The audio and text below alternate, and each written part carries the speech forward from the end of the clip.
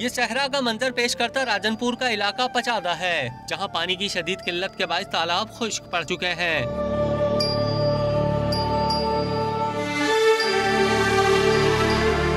इलाका मकीन बारिश का पानी इसी तालाब में जमा करते हैं, जिसे जानवर और इंसान दोनों ही इस्तेमाल करते हैं।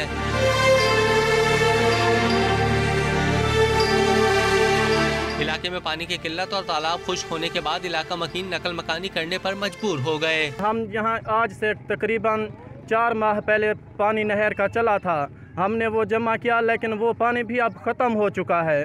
जानवर हमारे यहाँ उस तालाब पे पीते हैं, हम भी और हमारे कुत्ते भी वहाँ से पानी पीते हैं। इलाके में लगाई जाने वाली वाटर सप्लाई की लाइनें भी बंद हो चुकी हैं। आलूदा पानी भी इन लोगों के लिए किसी नेमत से कम नहीं। इधर आप देखें चिराग तले अंधेरा है। हम ज़िली हेडक्वार्टर से चंद 10 मिनट की फासले की मसाफत पे हैं, लेकिन आप देखें कि वहाँ जानवर, घोड़े, कुत्ते, इंसान एक जगह पे पानी, अब वो भी खुश्क हो चुके हैं। इलाका मकीनों ने आला हुक्काम से नोटिस लेकर पानी की फराहमी को यकीनी बनाने का मुतालबा किया है।